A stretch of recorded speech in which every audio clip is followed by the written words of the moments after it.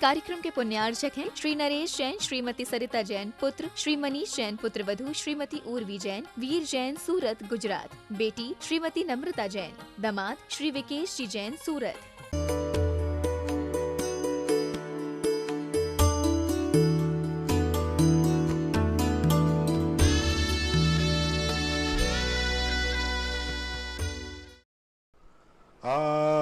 आयरियाणं नमो आयरियाणं नमो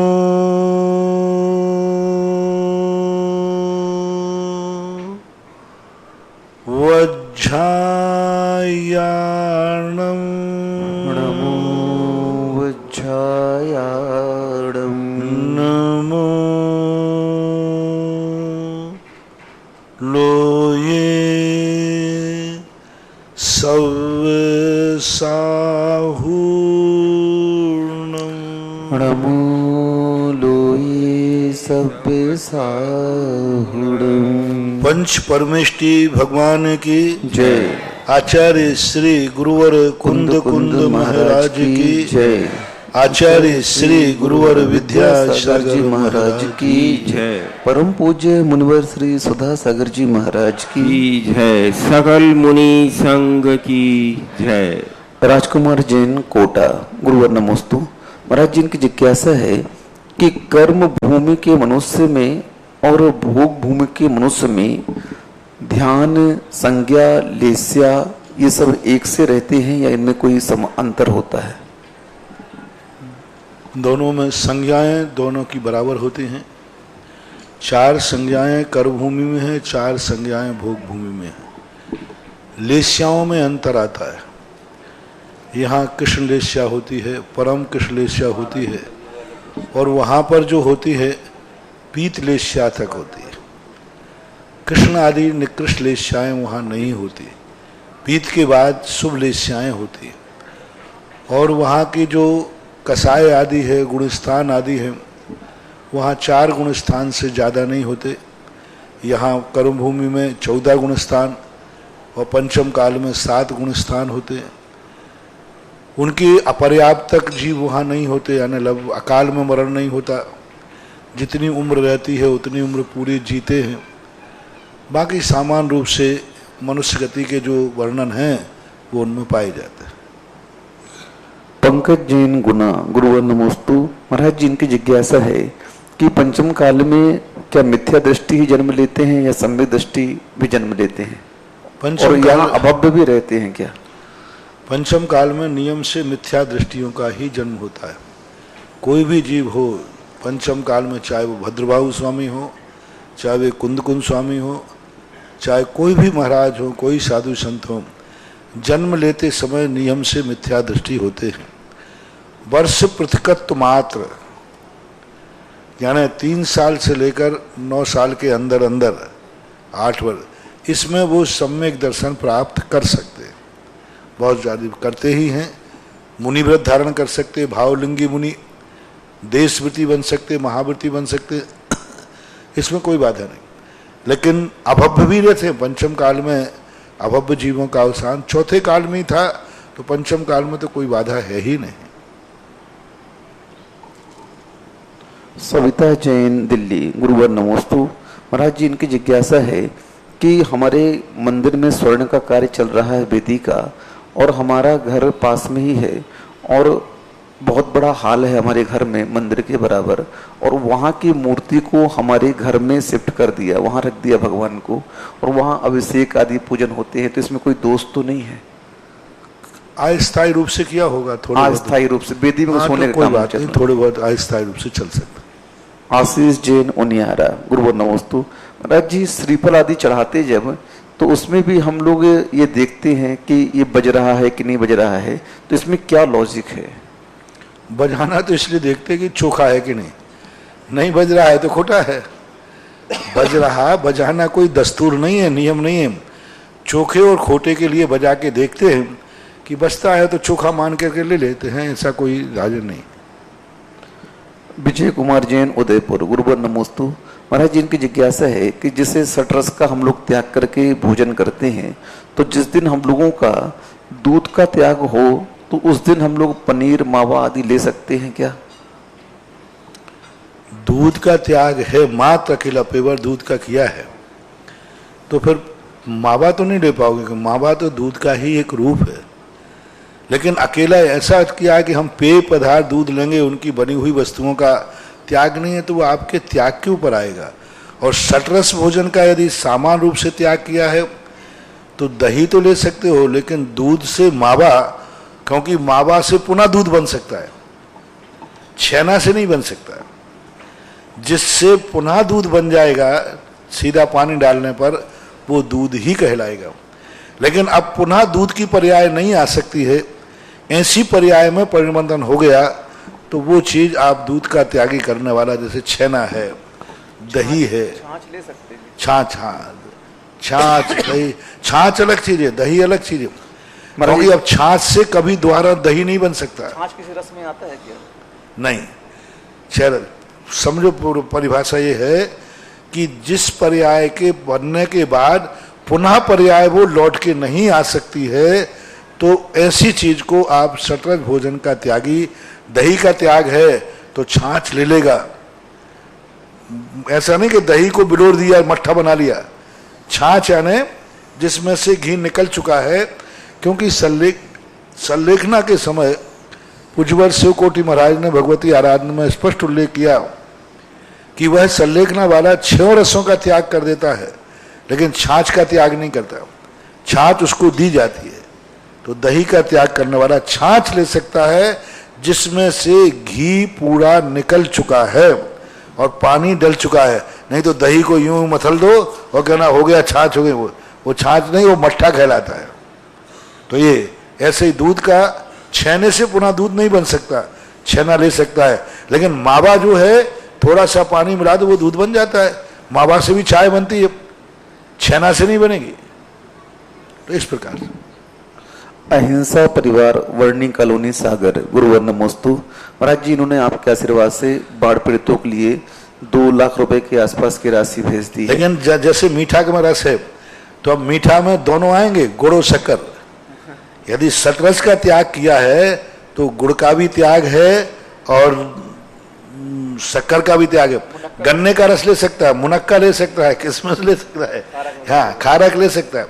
लेकिन जो गुड़ है और शक्कर है, ये दोनों षटरस में अंदर आएंगे।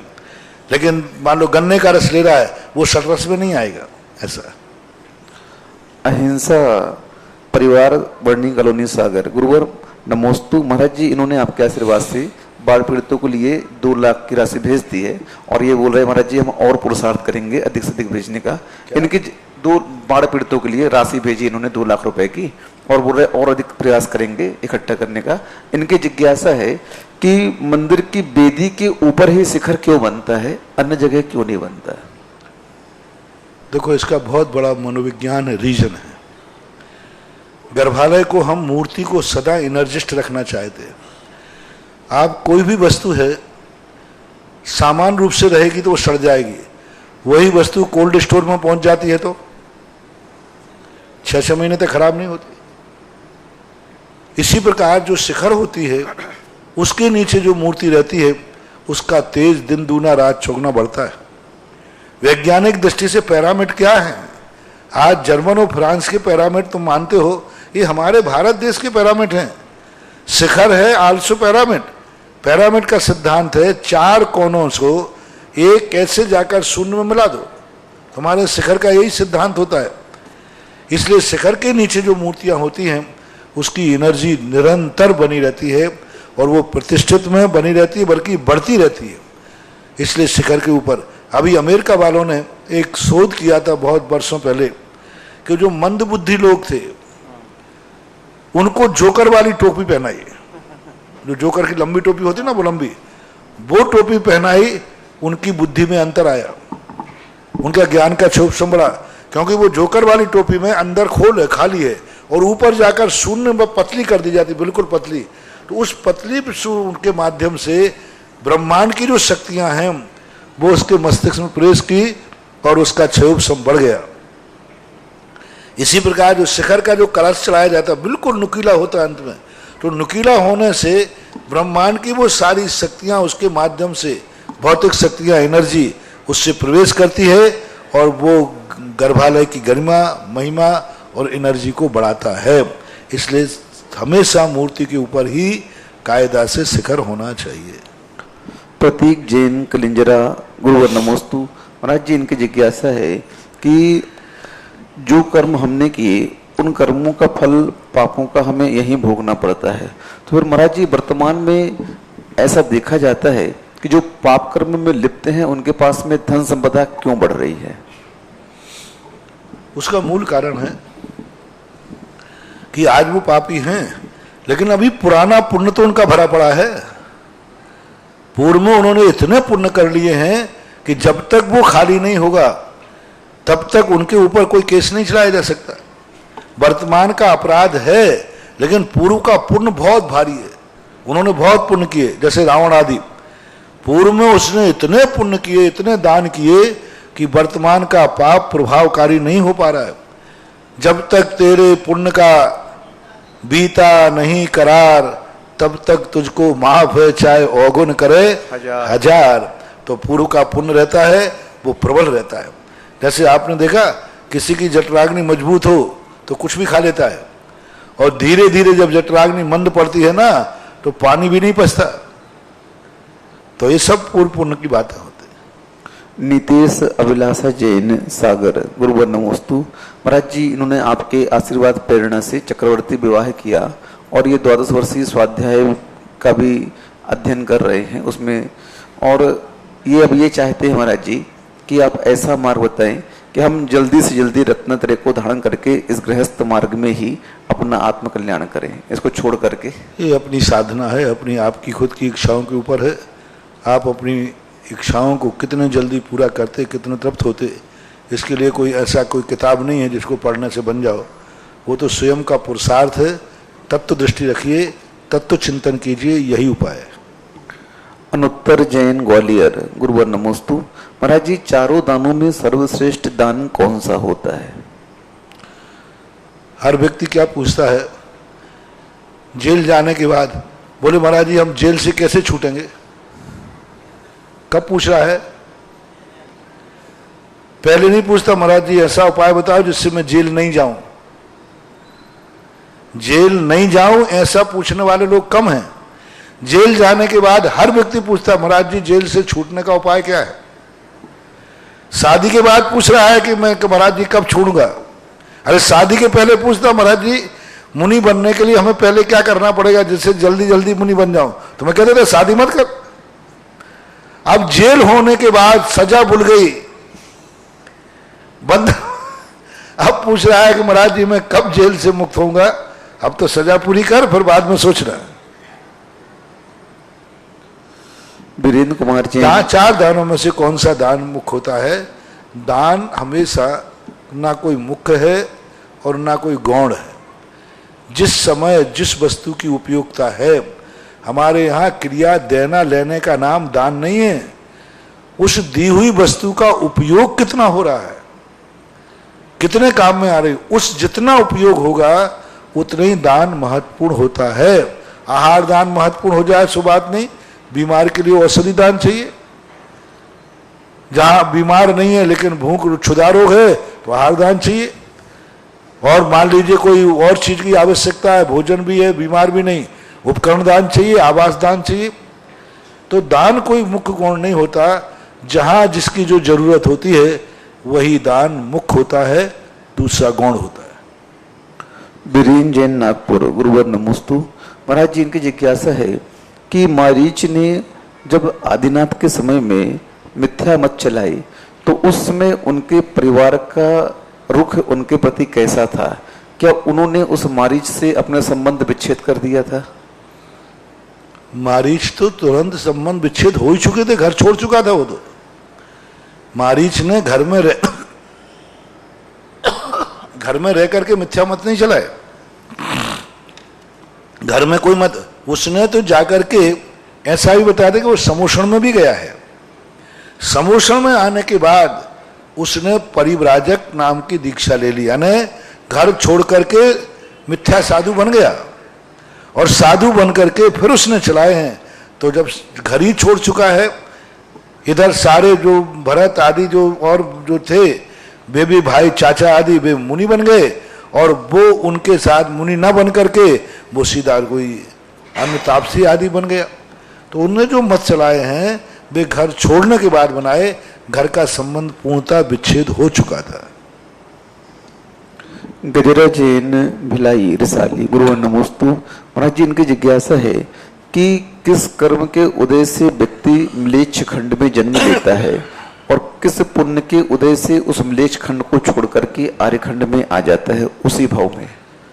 म्लेच्छ खंड का जन्म लेने वाला म्लेच्छी होता है, जो यहाँ खाने का विचार नहीं करता, जो व्यक्ति दिन रात का भेद नहीं करता, भक्ष्याभक्ष जो खाना तो कमाओ, कमाने में जैसे बने तैसे कमाओ, चाहे मांस से कमाओ, चाहे शराब से कमाओ, चाहे चोरी करके कमाओ, एन कैन प्रकार कैसे भी कमाओ, एन कैन प्रकार कुछ भी खाओ, एन कैन प्रकार कुछ भी देखो, एन कैन प्रकार कुछ भी करो, ऐसा व्यक्ति म्लेच्छ खंड में जन्म लेता है, जिसको ना तो कुल की मर्यादा है, ना ये मर्यादा है कि आर्य खंड का क्या स्वरूप है, ना उनको ये मर्यादा है कि जैन धर्म की पालन। जो कुलाचार का पालन नहीं करते, संक्षेप में समझें, जो कुलाचार का पालन नहीं करते हैं वे म्लेच्छ खंडों में जन्म लेते हैं। षष्ठी काल में महाराज जो जन्म लेगा उसका स्वरूप भी, षष्ठी काल में जो जन्म लेगा उसका स्वरूप भी ऐसे ही रहेगा? नहीं, उसका अलग है। पहले तो म्लेच्छ खंड की बात है कि म्लेच्छ खंड में जन्म लेने वाला व्यक्ति कुलाचार से रहित होता है, और कुलाचार से रहित होने वाला व्यक्ति, क्योंकि उसने कुल की मर्यादा ही छोड़ दी, रात में खा रहा है, भक्ष्याभक्ष खा रहा है, जैसे बने तैसे कमा रहा है, कोई कमाने का कर्म का कोई सिस्टम नहीं है, ऐसे लोग म्लेच्छ खंड में जन्म लेते हैं। छठे काल में जन्म लेने वाली अलग चीज है। छठे काल में जन्म लेने वाले क्रूर, व्यसनी, सप्त व्यसनी होते हैं, क्रूर होते हैं, हिंसक होते हैं, झूठ होते हैं। म्लेच्छ खंडी झूठा हो कोई बात नहीं, म्लेच्छ खंडी हिंसक हो कोई बात नहीं। म्लेच्छ खंड में जन्म लेने वाला व्यक्ति जो है वह हिंसक हो कोई जरूर नहीं, झूठा हो ऐसा जरूर नहीं, व्यभिचारी हो ऐसा कोई जरूर नहीं, व्यसनी हो ऐसा कोई जरूर नहीं, बस कुलाचार से पतित हो गया। जैसे अभी मैंने कहा, जैसे बने तैसे कमाएगा, रात भर में दिन भक्ष्याभक्ष सब खाएगा।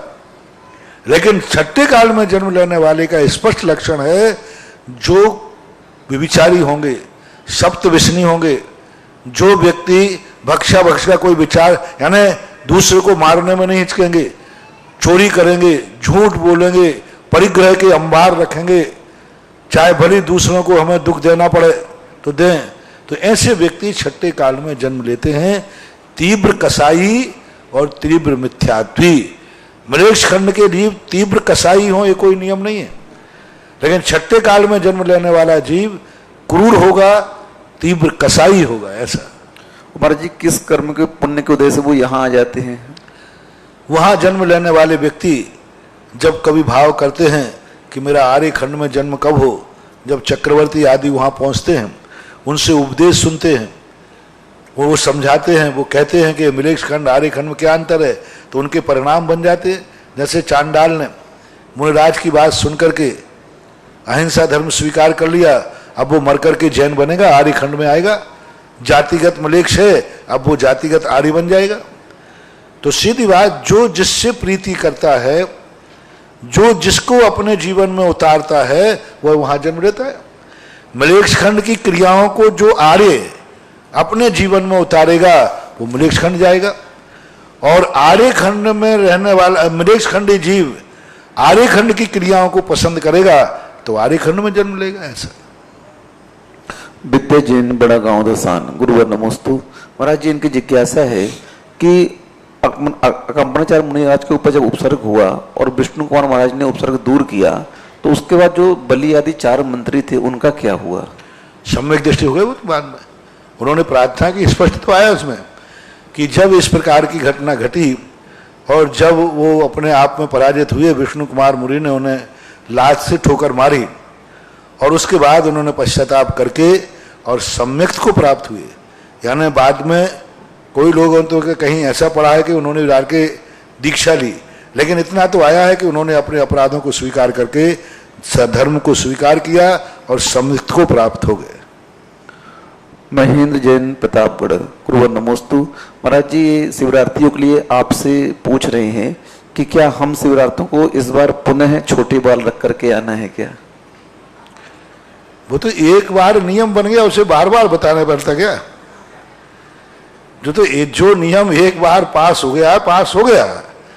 सभी के लिए बाल को छोटे करा के आना ही है, बस इतना छूट दे दी, 1 नंबर 2 नंबर अधिकतम 3 नंबर बस। 1 नंबर अच्छा रहेगा महाराज जी, 1 नंबर अच्छा रहेगा, सब एक से लगेंगे। नहीं, 1 नंबर में थोड़ा लोगों में बहुत बड़े बड़े हो जाते महाराज जी। बस 1 नंबर 2 नंबर अधिकतम 3 नंबर बस, इससे ज्यादा छोटे नहीं होना चाहिए। इससे ज्यादा बड़े होंगे तो फिर उसको यहां भी हम नाई बैठा करके रखवाएंगे, और जो वहीं से कटिंग करा के आएगा तो 3 नंबर चलेगी। जिसकी यहां कटिंग की जाएगी उसका तो सीधा छुरा ही फिरेगा। हाँ, क्योंकि यदि यहां उसके बाल बड़े हुए तो फिर यहां 2-3 नंबर नहीं चलेगा, यहां तो 0 मशीन फेरेंगे, बिल्कुल 0। उस तरह हाँ, उस तरह या 0 2 ही चलेगा। तो अच्छा है कि आप लोग अपने घर से ही 1 2 3 नंबर जो तुम्हें पसंद हो, इन 3 में से कोई भी करा के आए। यहाँ बाकायदा मैं नाई को बुला के पूछूंगा ये कितने नंबर की है। नहीं तो तुम 5 नंबर की रखो, महाराज ये 3 नंबर की है, क्योंकि मैं जानता नहीं हूँ कार्यकर्ता। तो मैं किसी एक नाई को बुला लूंगा, भैया ये कौन से नंबर की है बता। यदि उसने कह दिया कि महाराज ये 3 नंबर से ऊपर है, तो फिर सीधा छुरा या फिर 0 मशीन, यूं यूं यूं करके खत्म। इसलिए सभी शिवरार्थियों को क्योंकि देखो यहाँ पर धर्म ध्यान करते हो, आपके बड़े बड़े बाल रहते हैं, बहुत बेकार लगता है, अच्छे नहीं लगते। आपको श्रावक के यहाँ आहार करने जाना है और ऐसे बड़े बड़े झबरा बार करके जाओ और वे तुम्हें कहें भैया जी आहार जल शुद्ध करो, अरे थोड़ा शर्म करो रे। महाराज जी, छोटे बाल रखने का क्या लॉजिक है? उससे क्या कुछ एनर्जी? छोटे बाल रखना एक अपने आप में साधारण अच्छे एक सभ्यता का प्रतीक है, एक नैतिकता का प्रतीक है। और छोटे बाल मुंडन हमेशा जितना मुंडन रहेगा उतने ऊपर की हवा लगेगी, यानी गुरु महाराज के वचन तुम्हारे में प्रवेश करेंगे। बाल लादे रहते हो तो ना तो ध्यान में मन लगता है और ना प्रवचन सुनने में आता है। सुनीता जैन बड़ौत, गुरुवर नमोस्तु। महाराज जी, इनकी जिज्ञासा है कि मंदिर में सिद्ध भगवान की प्रतिमा रख सकते हैं और उसका अभिषेक कर सकते हैं क्या? और नहीं कर सकते तो क्यों? सिद्ध भगवान की प्रतिमा कौन सी? खांचे वाली नहीं, हाँ, बीच में कटी हुई वो प्रतिमा तो प्रतिमा ही नहीं है। ना उसका पंचकर्णक होता है, ना उसकी कोई प्रतिष्ठा होती है, कोई सूर्य मंत्र कुछ भी नहीं दिया जाता। वो तो एक पीतल का सांचा है। तो वो सांचे वाली जो प्रतिमा है ये कदापि वेदी पे नहीं रखना चाहिए। सिद्ध भगवान की प्रतिमा जैसे अरहंत भगवान की मूर्ति है ऐसी ही होती है। फर्क इतना है कि वो अष्टपातिहार से रहित है, श्रीवत्स चिन्ह नहीं होगा, नाखून नहीं होंगे, बाल नहीं होंगे, बाकी सब यथावत आकार रहेगा। तो ऐसे सिद्ध भगवान की मूर्ति है तो अभिषेक करने का उल्लेख बाकायदा मिलता है। अकृत्रिम चैत्यालयों में भी सिद्ध भगवान की मूर्तियां होती हैं। अकृत्रिम चैत्यालयों में बस वो अष्टप्रातिहार्य से रहित होंगी, उनका भी देवता अभिषेक करते हैं। भरत चक्रवर्ती ने विजयात पर्वत में जाकर के अरहंत तो सिद्ध भगवान की मूर्तियों का अभिषेक किया, ऐसा पूज्यवत जिनसेन स्वामी ने महापुराण में लिखा है। मनीष जैन गदिया, ज्ञानोदय तीर्थ क्षेत्र, गुरुवर नारेली, नमोस्तु गुरुवर। महाराज जी, आपके आशीर्वाद से मुनि सुब्रत नाथ भगवान की महिमा दिन दूनी रात चौगुनी बढ़ रही है और बहुत सारे हजारों श्रावकों को वहां पर अभिषेक शांति धारा करने से आरोग्य का लाभ हुआ। अब ऐसे चमत्कारी भगवान के 24 अगस्त को महाराज जी 600 दिन पूरे हो जाएंगे। तो अब ये पूछ रहे हैं कि 600वें दिन हम लोग ऐसा कौन सा महोत्सव बनाएं अपने भगवान का? पहली बात तो वो मूर्ति ही आप लोगों के पुण्य से ऐसी अलौकिक मूर्ति मिली है कि भारतवर्ष में सबसे ज्यादा एनर्जी वाली मूर्ति है तो ज्ञानोदय के मुनि सुब्रत नाथ की। सबसे ज्यादा जितनी भी मूर्तियां मैंने दर्शन किए सबसे ज्यादा पावर, सबसे ज्यादा शक्तिमान जब से वो मूर्ति मिली है उपलब्ध हुई है, जमीन पे ऊपर आई, तब से वो लाखों लोगों का जीवन संकट से उबार चुकी है। एक के नहीं, लाखों के। इतने संस्मरण मेरे पास आ रहे हैं, इतने लोग कहते महाराज मैंने मुनि सुब्रत नाथ का अभिषेक किया, मुनि सुब्रत नाथ की शांति धारा की, मैं ज्ञानोदय तीर्थ क्षेत्र गया, वहां भक्तांबर विधान, मुनि सुब्रत नाथ भक्तांबर विधान, भक्तांबर विधान नहीं, मुनि सुब्रत नाथ भक्तांबर विधान किया, तो लोगों को अकल्पनीय उपलब्धि हो रही। ऐसे ऐसे लोग जो भक्तांबर में आता है ना, भक्तांबर की वो पंक्तियां ज्ञानोदय के मुनि सुब्रत नाथ से सार्थक हो रही हैं। उद्भूत भीषण जलोधर भार भुगना, सोच्याम दशा मुपगता श्रुत जीविता सा, तदपाद पंकज रजो मृत दिग्ध देहा, मृत्या भवंति मकरध्वज तुल्य रूप। यानी जिन्होंने जीने की आशा छोड़ दी, डॉक्टरों ने मना कर दिया, सब तरफ से वो हताश हो गए, और जाकर के ज्ञानोदय में जाकर के मुनि सुब्रत नाथ भगवान का अभिषेक शांति धारा विधान किया, आज वे घोड़े के समान दौड़ रहे हैं, आज भी स्वस्थ हो गए हैं। ऐसे दरिद्र दरिद्र लोग जो 1000 रुपया देने के सक्षम नहीं थे, वे 1-1 लाख रुपए की शांति धारा करके करने में सक्षम, नगद देने में सक्षम हो गए ऐसे। और एक नहीं, लगभग 1 साल तो हो गई, ज्यादा हो गई, 1 साल लगभग हो गए, 600 दिन हो गए ना, 200 दिन हो गए, 2-3 लगभग 2 साल से ऊपर हो रहा है। ये 2 साल के अंदर कितनों का उपकार हुआ उस जन्मभूमि से, कितनों के लिए जीवन दान मिला उस जन्मभूमि से, वो तो सारे भारत से आप पूछें। और आज लोग आभार में शांति धारा करने पहुंच रहे हैं, वहां पर आभार में हर दिन कोई ना कोई आभार में शांति धारा होती, वहां संकट में नहीं, उनके संकट दूर हो गए, उसमें शांति धारा हो गई। तो वो मूर्ति बंधु बहुत ही एक अकल्पनीय है। आज इस युग में ऐसी मूर्ति की उपलब्धि मेरे हाथ में जब वो मूर्ति लगी, मैं तो सारा शरीर मेरा रोमांचित हो गया, सारे शरीर में ऐसे करंट दौड़ा जैसे कि बिजली का करंट दौड़ गया। और उनको पाकर के मैं तो इतना अभाग हुआ कि ऐसे लगा जैसे मैं सारे जन्म जन्म का पुण्य इकट्ठा होके आया हो और इसी मूर्ति मुझे मिलना थी, शायद मैं इसी के लिए जिंदा रहा हूं। जिस दिन मैंने मूर्ति को हाथ में लिया था, मेरे से छोटे महाराज की समाधि हुई थी, तो मैं यही सोच रहा था छोटे छोटे महाराज तो जा रहे हैं, मैं क्यों नहीं जा रहा हूं, नंबर तो मेरा आना चाहिए, मैं तो बड़ा हूं।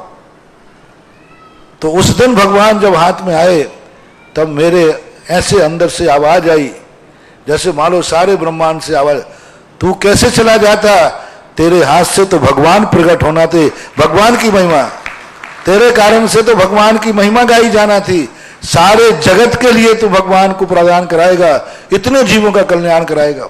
तो एक ऐसी अनुभूति उस मूर्ति की है, वो मूर्ति अद्भुत है, मानो अद्भुत मूर्ति, उसकी एक एक कण कण में अद्भुत एनर्जी भरी हुई है। अब कितनी एनर्जी प्रस्फुटित कर सकते हैं। जिस दिन मैं यहां आया था, वहां से बिहार किया था, उस समय एनर्जी उसकी 4 लाख एनर्जी थी मूर्ति की,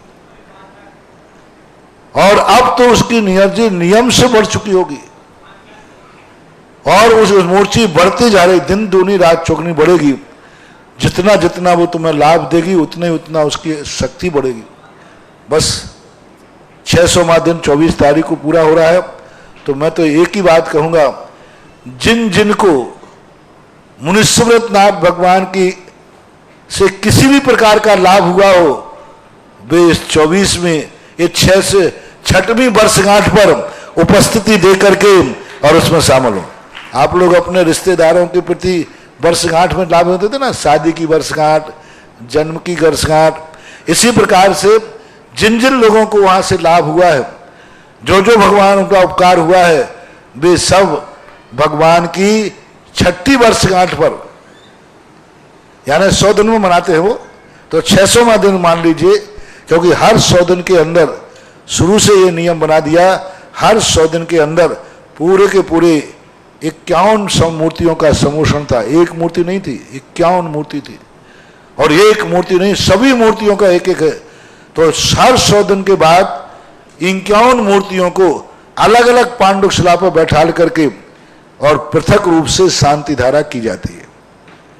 प्रतिदिन तो ऊपर के भगवान मूल नायक पे ही करते हैं वो लोग, लेकिन 100वें दिन में जो निकलने के बाद पूरे 51 लोग भगवान सब पांडुशिला पर बैठ करके और उनका अभिषेक और शांति धारा की जाती है। तो उस दिन का महत्व होता ही है। सारे भगवानों का सामूहिक 100 दिन के बाद अभिषेक करने मिलना, शांति धारा करने मिलना बहुत बड़ी बात होती है। तो सभी लोग जो उपकारी हैं, जिन जिन को किंचित मात्र भी लाभ हुआ है, वे 600वें दिन पर भगवान को नमोस्तु करने जाएं, अभिषेक करें, शांति धारा करें, भक्तांबर पाठ करें और भगवान का दर्शन करके कहें कि हे भगवान, आपकी 600वीं वर्षगांठ है, 600वां दिन चल रहा है। अब ऐसा दिन आए एक दिन कि लोग गिनती भी नहीं लगा जाए कि आपके कितने 100 दिन हो गए। तो मैं तो ये चाहता हूं जब तक मानव जाति दुनिया में रहे तब तक ज्ञानोदय के मुनि सुब्रत नाथ दुनिया को गंधोदक देते रहें, दुनिया को गंधोदक मिलता रहे।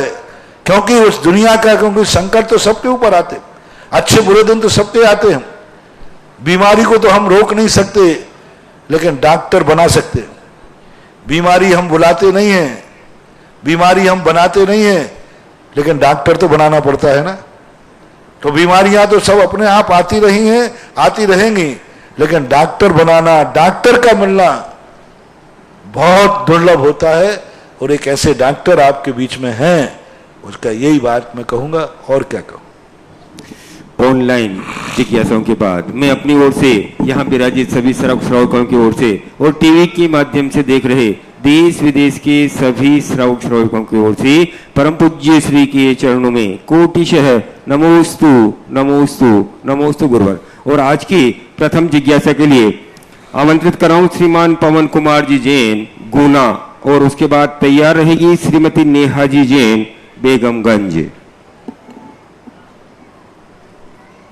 पवन कुमार जी जैन, गुना नहीं है, हाँ आइए, नेहा जी जैन, बेगमगंज। पूज्य गुरुवर के चरणों में मेरा बारंबार, मेरा और मेरे परिवार की तरफ से बारंबार कोटि कोटि नमोस्तु नमोस्तु नमोस्तु। मेरी जिज्ञासा ये है प्रभु गुरुवर जी कि जिन लोगों को संतान रत्न की प्राप्ति नहीं होती है, तो उनके ऐसे कौन से कर्म के उदय हैं जिससे उन्हें संतान रत्न की प्राप्ति नहीं हो रही, और वो ऐसा क्या उपाय करें कि उन्हें संतान रत्न की प्राप्ति हो जाए। मेरी दृष्टि से मत पूछो, मैं तो कहता हूं कि वे बड़े पुण्यात्मा जीव हैं जो ये दंड फंद में नहीं फंस रहे। उन्होंने पता नहीं कौन सा अच्छा पुण्य किया होगा जो आज अपनी जिंदगी तो जी रहे। क्योंकि हमारे यहाँ ऐसा उल्लेख है, देवताओं के बाल बच्चे नहीं होते क्योंकि वो पुण्यात्मा है। क्योंकि बच्चों का झगड़ा करना, बच्चों को जन्म देना, उनकी गंदगी साफ करना, कपड़े धोना, उनको व्यापार कराना, धंधा कराना, ये कौन सा पुण्य का उदय। अरे बच्चा पैदा होगा तो उसके कपड़े साफ करो, उसको नहलाओ, 24 साल तक उसको रोटी बना के खिलाओ, ये पुण्य का उदय नहीं है। तो जिनके संतान नहीं है वे बड़े भाग्यशाली हैं, पुण्यशाली हैं, अपने आप जिए, अपनी जिंदगी गुजारें, और बढ़िया ना अंगारी का लेना ना पछाड़ी का देना, और बढ़िया जो संपत्ति कमाई हो वो बढ़िया तपोदय तीर्थ को दान करें और अपने जाम से राजा करके देव बने। काय को झगड़े डंडे में पड़ दें। अरे जितने उपद्रवी हैं, अब पहली बात तो तुम उनके लिए इतनी सेवा करो, दूसरी बात तुम पाप करके उनके कमा को छोड़ो, और फिर वो ससुरा क्या करेगा, जुआ क्या करेगा पता नहीं। इससे अच्छा है अपनी जिंदगी मिली है, आराम से रहो, और जो संपत्ति कमाओ उससे बढ़िया धर्म ध्यान करो, बहुत बढ़िया कार्य करो।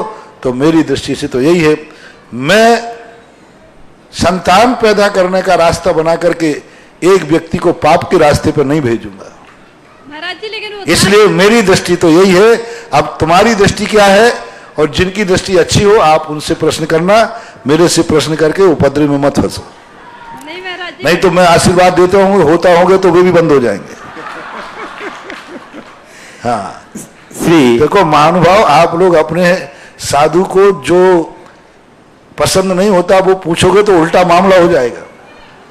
इसलिए प्रश्न ऐसे करो कि जो हमारी मर्यादा में हो, और सच्चे दंड फंड से क्या। देखो आज देखो मेरे पास अंगाड़ी नहीं पिछाड़ी नहीं, क्या द्वंद पूर्व, ये पीछे उठाता हूँ, ये जाता हूँ, ना लेना और ना देना, तो बढ़िया चल रहा है। तो जो जिनके संतान नहीं है वे अपने आप को पुण्यात्मा मांगे और एन के एन प्रकार में बाप बनने की चेष्टा ना करें। राजीव जी और जो बन गए हैं वे अपने भाग्य को कोसें। राजीव जी संगी जयपुर, और उसके बाद तैयार रहेगी श्रीमती शीला जी डोडिया जयपुर। गुरुवर नमोस्तु नमोस्तु नमोस्तु। महाराज जी, कथन ऐसे आते हैं शास्त्रों में कि जिन प्रवचन का श्रद्धान अणुव्रत धारण करना, महाव्रत धारण करना, ये हो तो भी तत्संबंधी अनंतानुबंधी प्रत्याख्यान और प्रत्याख्यान आवरण, तो भी अनंतानुबंधी प्रत्याख्यान आवरण और प्रत्याख्यान आवरण कषाय का, चौकड़ी का अभाव होने पे ही गुण स्थान की वृद्धि होती है। तो फिर उसके लिए और कौन सा विशेष पुरुषार्थ होगा? कोई पुरुषार्थ नहीं है। व्रत आदि दो प्रकार के होते हैं, द्रव्य व्रत और एक भाव व्रत। भाव व्रतों की जो परिवर्तन होता है वो कषायों के अभाव में ही होता है, और कषायों का जब भाव होता है नियम से वो व्रत मोक्ष के लिए ही कारण होता है। अनंतानुबंधी का अभाव होगा, प्रत्याख्यान का अभाव होगा, तो नियम से वो मोक्ष मार्गी ही होगा, भव्य ही होगा, मोक्ष में ही जाएगा, चलिए उसके भवांतर लग जाएं। लेकिन जिनकी कसाय की चौकड़ी का अभाव नहीं होता, अनंतानुबंधी आदि का, वे व्रत ले सकते हैं, प्रतिमाएं ले सकते हैं, यहाँ तक मुनि भी बन सकते हैं, लेकिन वो मोक्ष मार्गी नहीं हो सकते, उनका गुणस्थान परिवर्तन नहीं हो सकता, वो नियम से मिथ्या दृष्टि ही कहलाते हैं। अभव भी मुनि व्रत धारण करके 9वें गिरिवेक चला जाता है। वृत्ति प्रतिमाधारी भी मिथ्या दृष्टि हो सकता है, मंदिर जाने वाला भी मिथ्या दृष्टि हो सकता है, स्वाध्याय करने वाला भी मिथ्या दृष्टि हो सकता है, जैन कुल में जन्म लेने वाला भी मिथ्या दृष्टि हो सकता है, अभव भी हो सकता है। द्रव्य और भाव भेद अकेले मुनि के ही नहीं होते, पंचम गुण स्थान देश वृत्ति के द्रव्य भाव होते, चौथे गुण स्थान में जो देव दर्शन आदि कर रहा है इसके भी होते, तो सब में होते हैं, ऐसी बात नहीं। नमस्तु नमोस्तु गुरुवर। मेरे परोपकारी गुरुवर के चरणों में मेरा कोटिशत नमोस्तु नमोस्तु नमोस्तु। हे गुरुवर, मेरी जिज्ञासा है कि अभी महाराष्ट्र में जो बाढ़ आई उसमें वहाँ के रहने वालों के अंदर ऐसी कौन से कर्म का उदय आया था कि उनको इस त्रासदी से सामना करना पड़ा, और गुरुवर आपकी वाणी में ऐसा क्या चमत्कार है कि आप जिस भी कार्य के लिए आवाज़ लगाते हैं, आह्वान करते हैं, तो पूरा देश उसके लिए लालायित हो जाता है उस कार्य को पूरा करने के लिए। और आपकी एक आवाज़ पर अभी भी ये स्थिति है कि पूरे देश की महिलाएं रोज़ फ़ोन आते हैं कि हमको क्या करना है, कैसे करना है, और सब करने के लिए तैयार है और कर भी रही है। तो गुरुवर, हम ऐसे कौन से कर्म से बचें कि कभी हमको ऐसी त्रासदी का सामना नहीं करना पड़े? नियम से कोई ना कोई, चाहे प्रकृतिकृत उपसर्ग हो, चाहे देवकृत उपसर्ग हो, चाहे त्रियंशकृत, चाहे मानवकृत, चाहे कर्मकृत, उपसर्ग किसी ना किसी पाप कर्म के उदय से आता है। कभी इन जीवों ने, जैसे आप लोग, चींटियां हैं यहाँ बहुत सारी, और पानी लिया और ढोल दिया, अब ये सारी चीजें चींटियां बहकर कहाँ चली गई? नाली में। आपने जाकर के, चींटियां थी, जीव जंतु देखे बिना, इसलिए तो मैं कहता, हमारे जैन दर्शन कहता है कि कोई भी चीज को उठाओ, देख के उठाओ, ना जाने कितने जीव उसके अंदर बैठे हैं और मर जाएं तो अब इससे उठा आदान निक्षेपण समिति, इससे जाकर के हमें बहुत बड़ा फायदा है। जो सदा आदान निक्षेपण समिति पालन करते हैं उनके जीवन में कभी ऐसा समय नहीं आएगा कि वो बाढ़ में आकर ग्रसित हो जाए। कभी इन जीवों ने ऐसा पानी बहाया होगा कि सारे जीव, आपने देखा ना जो खेतों में आग लगा देते हैं, खेतों में आग लगा देते मात्र थोड़े से भूसे के लिए, खाद के लिए, अब उसमें कीड़े मकोड़े, चूहों के बिल, सांप के बिल, सांप जल के राख हो जाते। कई बार ऐसे पानी, आप लोग 90% ऐसे ही करते हैं, पानी को देखे बिना यूं फेंक दिया, अब वहां कितने जीव मर गए, वे बिलबिला करके मर जाते हैं। बद्दुआएं दे जाते हैं। इसलिए अपने यहाँ कहा ना वो 6 डाला में, नदियन बिच चीरे धोवाए को सन के जीव मराए। अब देखो नदी में वस्त्र धोने की मना किया, साबुन लगा सोडा लगा करके, सोडा साबुन की मना नहीं किया, लेकिन उसमें अब वो सोडा साबुन नदी के बीच में आपने डाल दिया, अब वो कितने जीवों की आराधना करेगा। इसलिए जो सावधान रहते हैं कि नहीं मैं कपड़े तो धोऊंगा लेकिन इस पानी को नदी में नहीं डालूंगा, क्योंकि जीव मर, नहाऊंगा तो सही लेकिन नदी में नहीं नहाऊंगा, स्विमिंग पूल में नहीं नहाऊंगा, बाल्टी से पानी लेकर नहाऊंगा, क्योंकि यदि मैं नहाऊंगा तो मेरे शरीर की जो गर्मी साबुन है वो कहां तक जाएगी।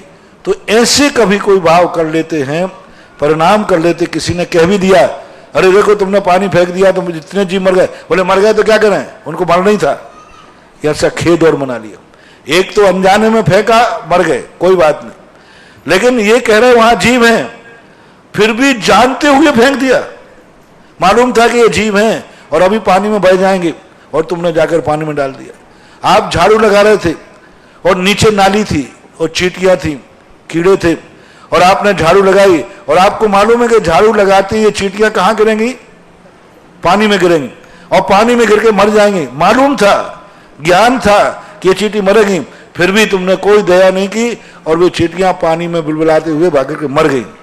तो ऐसे परिणामों से उन जीवों ने सामूहिक रूप से ऐसा कर्म कोई किया होगा जिससे वो आए।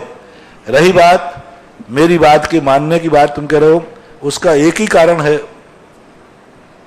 क्योंकि मेरे गुरुजी ने एक ही सिखाया कि कोई भी कार्य करते समय अपना किसी निजी स्वार्थ नहीं रखना और सामने का हित नहीं करना, जाओ हर जगह तुम्हारी सफलता मिलती ही जाएगी।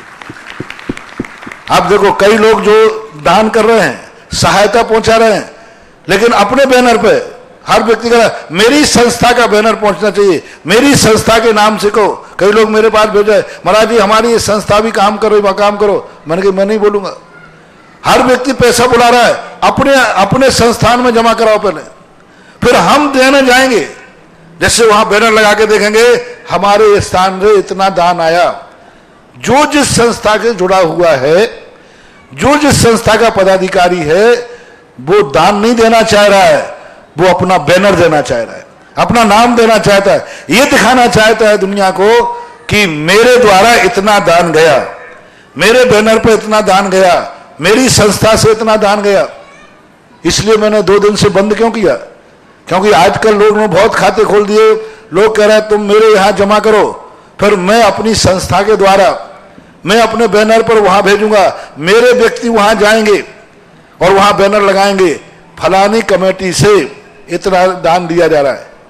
तो अब बोलो वे मर रहे हैं, तो मैं उन मरने वाले जीवों पर, दुखी जीवों पर नाम कमाने की सोच रहे हैं, ख्याति की सोच रहे हैं। मेरा बैनर यानी दान तो नहीं दे रहे, वो दान की कोटि में नहीं आएगा जो अपनी अपनी संस्थाओं में बुला करके फिर वहां दान दे रहे हैं, अपने बैनर पर दान दे रहे हैं, अपने नाम। उनको ये खुशी नहीं है कि इनको दान पहुंच रहा है, उनको ये दुख है कि ये कार्य मेरे द्वारा क्यों नहीं हो रहा है। मेरे द्वारा होना चाहिए, नाम होना चाहिए। और मैंने स्पष्ट मना किया था, बिजोलिया के बैनर पर दान नहीं चाहता तो सारे दानियों का पैसा पहले बिजोलिया बुलाता तपोदय तीर्थ क्षेत्र में, फिर तपोदय तीर्थ क्षेत्र का बैनर लगाता और उसमें लिखता सुधा सागर बहुत बड़ा नाम होता, करोड़ रुपया दान गया और करोड़ रुपया फिर मैं अपने हाथ। मैंने कहा नहीं, हमें उन दुखी लोगों के आंसुओं पर इज्जत नहीं कमाना, दुखी लोगों के आंसुओं पर मुझे नाम नहीं कमाना। मेरा नाम मेरे चारित्र पर, मेरा नाम मेरे ज्ञान पर, मेरा नाम मेरी भक्ति पर, श्रद्धा पर सारे जगत में फैलेगा। उनके उन दुखियों के नाम, उन दुखियों के प्रति नाम क्या कमाओ। महात्मा ने प्रेरणा दी, इसलिए स्पष्ट कहा कि हमारे आगम सागर नियम सागर जी हैं, सब लोग वहीं से संपर्क करो, सीधा पैसा आप वहीं भेजो, आपका नाम होना चाहिए, जो दान दे रहा है उसका नाम होना चाहिए। हमने 2 प्रोत्साहन दे दिए तो क्या लेना देना, जो वस्तुतः दान दे रहा है सीधा उसका संपर्क होना चाहिए। ठीक है, प्रेरणा मेरी है, आशीर्वाद मेरा है, इसमें मुझे कोई आपत्ति नहीं है, लेकिन जिसने दान दिया है उसको डाले। इसलिए मैंने वहां पर जो अगम सागर नियम सागर हैं, मैंने उन्हीं को कहा आप लोग आगे आओ और इस मोर्चा को संभालो। और जब सबकी दुकानें खुलने लग जाती हैं तब सुधा सागर दुकान अपनी बंद कर देते, क्योंकि हमारी दुकान ही नहीं है, अपना तो उठाव डेरा है। जिस समय जो मौका आया, बाढ़ पीड़ितों का आया तो बाढ़ पीड़ितों का आया। अभी किसी ने प्रश्न कर दिया ज्ञानोदय का, तो लो साहब उसी पे बोल दिया।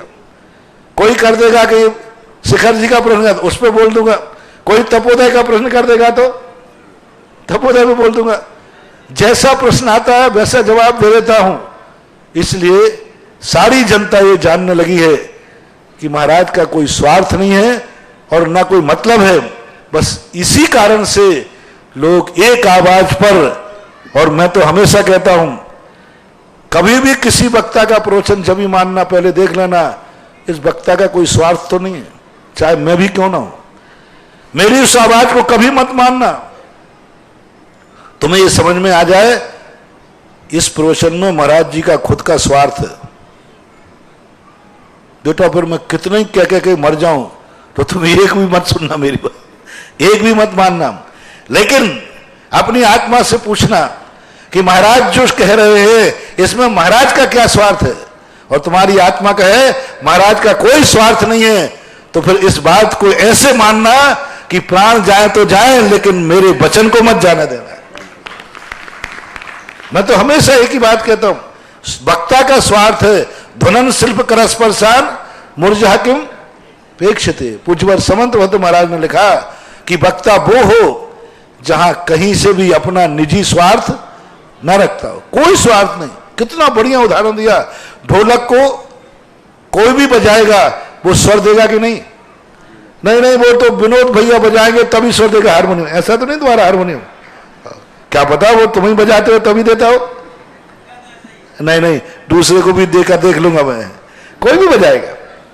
जैसे ढोलक जो है कोई भी बजाएगा वो ध्वनि देता है, वो व्यक्ति को नहीं पहचानता। इसी प्रकार साधु का वचन उपदेष्टा की नीति होना चाहिए।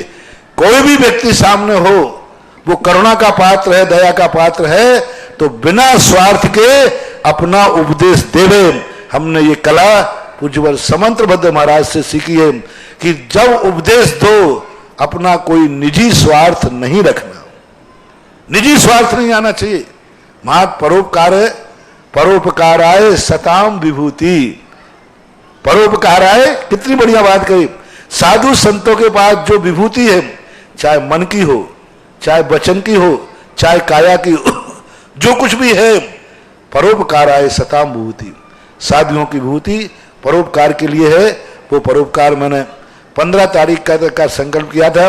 15 तारीख तक मैं अपने भक्तों को प्रेरणा दूं। मैंने बहुत बहुत भक्तों को आशीर्वाद दिया कि जितनी उम्मीद मुझे नहीं थी उससे कई गुनी आप सब भक्तों ने जिसको जो बन पड़ा सब किया है। जिससे जो शक्ति बन पड़ी, महिलाओं ने, पुरुषों ने, बच्चों ने, सब ने कुछ ना कुछ किया है। और बहुत बहुत भावना ही फलदायिनी होती है। उनको कितनी जरूरत है।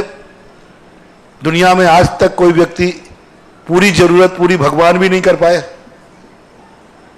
पूरी जरूरत कोई भगवान भी नहीं कर पाए। उनकी कितनी जरूरत है, और मैं ये भी नहीं कह सकता हूं कि उनकी जरूरतें पूरी हो गई होंगी। मैं उनकी जरूरत पूरी नहीं कर पाया, और क्या पता कर पाएंगे नहीं कर पाएंगे, लेकिन इतना जरूर है कि मेरे भक्तों ने कसर नहीं छोड़ी। अब पूरी हो पाए या ना हो पाए, लेकिन भक्तों ने तो ताकत लगा दी और सब तरफ से लगाई है कोई आशीर्वाद। इसलिए मैंने 2 दिन पहले कहा कि भाई अब, क्योंकि अब नकली दुकानें चालू हो गई तो असली दुकान मैंने बंद कर दी। क्योंकि अब लोग जगह जगह से लोग अपना इकट्ठा कर रहे, बोले मैं अपने बैनर पे लगाऊंगा, अपने बैनर पे भेजूंगा। कोई कमेटी का नाम ले रहा है, कोई कमेटी का नाम ले रहा है। हमारी कमेटी थी नियम सागर और आगम सागर कमेटी, और वो काम कर रही है, जिसका नाम कोई चंद्रप्रभु दिया था ना, क्या दिया था? चंद्रप्रभु को दिया था। इसलिए नमोस्तु गुरु। श्री अक्षय कुमार जी डांगरा बांसवाड़ा, और तैयार रहेगी श्रीमती अमरलता जी जैन दिल्ली। खांदू कॉलोनी के मूल नायक श्री श्री हंसनाथ भगवान के लघुनंदन, आपके चरणों में कोटि कोटि वंदन। महाराज जी, मेरा भी प्रश्न इसी प्रश्न से रिलेटेड है। महाराज जी, दान के 3 भेद गए, उत्तम, मध्यम और जघन्य।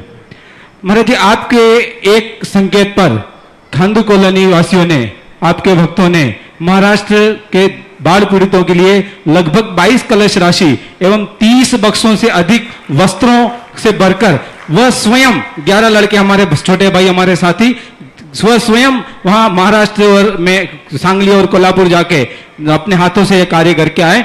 महाराज जी, मैं ये पूछना चाहता हूं इस संबंध में कि जो दान के 3 पात्र हैं, उत्तम, मध्यम, जघन्य, तो क्या यह दान जघन्य पात्र में आएगा या अथवा सहयोगी पात्र में आएगा? और अगर जघन्य या सहयोगी पात्र में आता है तो क्या हमारे पूरे जो खांदू कॉलोनी वालों ने दान दिया है और इसके इतर पूरे भारत की समाज ने जो दान दिया है उसको क्या सम्यक दर्शन में मजबूती का अंग माना जाएगा? महाराज जी, पहली बात तो है कि दान के 3 भेद नहीं होते, उत्तम, मध्यम, जघन। पात्र के 3 भेद होते हैं, हाँ महाराज, उत्तम, मध्यम, जघन। दूसरी बात है, ये खांदू कॉलोनी 22 लाख रुपया के, ये वो खांदू कॉलोनी है जहां पर कोई व्यक्ति चंदा लेने जाता था तो ये मंदिर से चंदा देते थे, वो भी 1100 रुपया। जब मैं बागल में गया, वहां का स्टैंडर्ड मेंटेन था, कहीं भी कोई तीर्थ को चंदा देना, कहीं से देना, एक व्यक्ति चंदा नहीं देता, सब मंदिर से चंदा देते थे। मंदिर में से 1100 रुपया दे देना उसको, कहीं का भी चले जाओ, कोई भी 1100 रुपया दे देना। और वो भी वो किससे देना? मंदिर से 1100 रुपए का दान फिक्स था, चाहे तुम बड़ा कोई हो क्या कोई, सबको 1100 रुपया फिक्स थे। तब मैंने कहा, अब मैं तो, मुझे तो ऐसे स्थान मिल जाए तो मजा आता है। मैंने कहा बस, उस समय बड़े बड़े लोग थे, मैंने कहा आप लोगों की यहाँ की परंपरा बहुत अच्छी है, 1100 रुपया मंदिर से देते हो, 11 वो भी फिक्स है। अब एक नियम और ले लो, मेरे चतुर्मास में 1100 रुपये से ज्यादा किसी का दान मत लेना। अपने यहाँ स्टैंडर्ड मेंटेन है, हिसाब आपको जो देना है 1100 रुपये से ज्यादा दान मत देना, क्योंकि इससे ज्यादा मैं लूंगा नहीं। यदि ये नियम करो तो मैं समझूंगा कि बागर जैसा अच्छा क्षेत्र को नहीं। बोले महाराज जी, लेने में थोड़ी नियम बनाया है, लेने में नियम नहीं है तो देने में नियम है। आज बागर पर मुझे गर्व हो रहा है कि उस चतुर्मास का फल, उस चतुर्मास का फल कि मंदिर से नहीं, समाज ने अपनी जेब से 22 लाख रुपया निकाल करके बाहर पीड़ित को दिया। आप सोचो, जहां 1 रुपया अपने जेब से नहीं निकाल के, दान भी मंदिर से होता था, मंदिर के दान में से दिया जाता था, और आज ये लोग किसका कोई परिणाम नहीं बंद हो। ये सब श्रीयांशनाथ भगवान की शांति धारा का फल है। जय हो। ये सब उस भक्ति भक्तांबर के थालों का फल है। महानुभाव हो, बागड़ वालों, खांदू कॉलोनी वालों, शांति धारा का परिणाम फल देखो, उस भक्तांबर की आरती का फल देखो। आज जो व्यक्ति 1100 रुपया देने लायक नहीं थी, वो समाज आज वो 22 लाख रुपया दान दे करके और महाराष्ट्र भेज गई, वहीं के वहीं नहीं। तो ये बहुत बड़ा कार्य हुआ। ये एक प्रकार का साधर्मी को दान होने से चरणानुग के अनुसार ये जघन्य पात्र को आपने दान दिया। हमारे शास्त्रों में उत्तम पात्र मुनिराज, मध्यम पात्र वृत्ति और जघन्य पात्र साधर्मी जो ग्रस्त है, क्योंकि वो भी साधर्मी है, वो भी आपके साधर्मी होने से हम उनको यही मानेंगे कि सम्यक दृष्टि है चरणानुग के अनुसार। तो मैं तो जघन्य पात्र को मान करके दिया। अब कोई उसमें खोटा पात्र होवे तो होवे अपन ने तो क्या मान के दिया?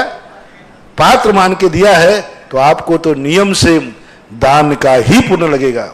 हाँ, पशुओं आदि को दिया होता, यो कुछ ऐसे अपात्र को दिया होता तो करुणा दान में जाता, लेकिन साधर्मी को देने के कारण से आपका दान जघन्य पात्र की कोटि में आएगा। श्रीमती अमरलता जी जैन दिल्ली, और उसके बाद तैयार रहेंगे कन्हैया लाल जी जैन फर्रुखाबाद। पूज्य गुरुवर के पुनीत चरणों में बार बार नमोस्तु नमोस्तु नमोस्तु। गुरुवर, कभी कभी धार्मिक कार्य करने में विघ्न बाधाएं आती हैं, तो मन में संकल्प विकल्प आते हैं कुछ समय के लिए। मुझे लगता है कि ये मेरे अंतराय कर्म का उदय होगा, पर फिर बाद में मैं संयत करने की कोशिश करती हूँ अपने को कि ये चलता है और चलता भी रहेगा, पर कैसे उस पर विजय पाऊं जल्दी से कोशिश करती हूँ, संयत हो भी जाती हूँ कुछ समय के बाद। विकल्पों को शांत करने का एक ही कारण है स्वाध्याय, तत्व चिंतन। जितना ज्यादा अपन कर्मों पर, तत्वों पर चिंतन करेंगे, संसार के जगत का है स्वभाव हुआ संवेग वैराग्यार्थम। जगत के ऊपर सोचे, अपने शरीर के ऊपर सोचे, कसायों के ऊपर सोचे, कर्मों के ऊपर सोचने से मन में वैराग्य उत्पन्न होता है और उसके अनुसार ही सद कार्यों के लिए करने के जो उपाय कहे, जैसे अभी मैं खांडू कॉलोनी वालों कह रहे थे, जो समाज आज इतनी असक्षम थी, ये सब दान का परिणाम है। मैंने इनको ये मत समझना कि मैंने इनको कोई कुबेर मंत्र दिया था, लक्ष्मी मंत्र दिया था। मैं तो देने के नाम पर तो कुछ है ही नहीं हमारे पास। हमारे पास तो तुम्हें देना हो मुझे तो आ जाना, मेरे से लेने वाला कोई व्यक्ति मत आना। मेरे से कुछ लेने वाले व्यक्ति को कभी कुछ नहीं मिलता। मैंने कई बार कहा, जो व्यक्ति मुझे इसलिए बुलाते हैं कि महाराज जी आ जाएंगे तो पैसा आ जाएगा, वहां दान आता ही नहीं। मैंने एक बार सुनाया था ना संत, एक लोग कहते हैं इसलिए बुला लेते हैं, अरे महाराज जी आ जाएंगे तो पैसा आ जाएगा, ये आ जाएगा। 1 रुपया नहीं आता, आते ही नहीं पैसा। सिर से पहाड़ फोड़ता हूं मैं, कई स्थानों पर देख चुका, खूब बोलता हूं लेकिन दान देते ही नहीं। तो मैं सोचता हूं मामला क्या है, फिर पूछता हूं क्यों, तुम मुझे क्यों लाए थे? बोले महाराज इसलिए लाए थे कि आपके आने पर कोई 2 रुपया आ जाएगा, पैसा आ जाएगा। कुछ नहीं आया और मैंने कि अब नहीं आएगा, क्योंकि वही मेरे शास्त्रों में आया। एक व्यक्ति की यहाँ रत्न बरस गए, सुनना, एक व्यक्ति के भगवान ने हार कराए तो रत्न बरसी हो गई। तो दूसरे ने कहा अरे ये तो मजेदार है, कुछ तो खावे नहीं और रत्न बरस गए। दूसरे दिन उसने भी चौका लगा लिया। महाराज को नहीं, रत्नों के लिए। अब वही महाराज उसके यहां पड़ गया दूसरे दिन। अब वो देख रहा बाहर आहार दे रहा है, आंगन में कुछ बरसा ही नहीं, आंगन में कुछ, पूरे आहार देते देते महाराज को गर्म आहार दे दिया। महाराज बैठ गए, अरे महाराज थोड़े तो और कर रहे थे, वो कोयर आने वाला था, नहीं बरसा। महाराज एक ही है, वही है। ऐसे कई लोग सोचते हैं और उस क्षेत्र पर महाराज गए थे, लाखों करोड़ रुपया आया, और चलो रे अपन भी चलते हैं, उन्हीं महाराज को पकड़ के लाते। 1 रुपया नहीं मिलेगा बेटा, तुम महाराज को नहीं लाए हो, तुम पैसे के लिए लाए हो। वो चौका तुमने महाराज को नहीं लगाया है, किसको लगाया? रत्नों के लिए लाया। रत्न तो छोड़ो, पानी की बूंद भी नहीं बरसी। हाँ, इसलिए मेरे लिए तो वो बुलाए जिसको कुछ देना हो। बार बार कह चुका, जिसको कुछ देने का भाव हो कि महाराज को बुलाओ, अपन को कोई खर्चा पानी करना है, दान करना है। और बागड़ वालों ने वस्तुतः यही किया। और आज बागड़ के सबसे बड़ी समाज का आज शांति धारा और भक्तांबर का यदि पूर्ण चमत्कार है तो सबसे ज्यादा खांडू कॉलोनी में है। स्पष्ट देखने में आता है। ये खुले मन से आप इनसे पूछ लीजिए कि क्या थे और शांति धारा से भक्तांबर से कहां पहुंच गए, ये समझ। इस कार्यक्रम के पुण्यार्चक थे श्री नरेश जैन, श्रीमती सरिता जैन पुत्र, श्री मनीष जैन पुत्र वधू, श्रीमती उर्वी जैन, वीर जैन सूरत गुजरात, बेटी श्रीमती नम्रता जैन, दामाद श्री विकेश जी जैन सूरत।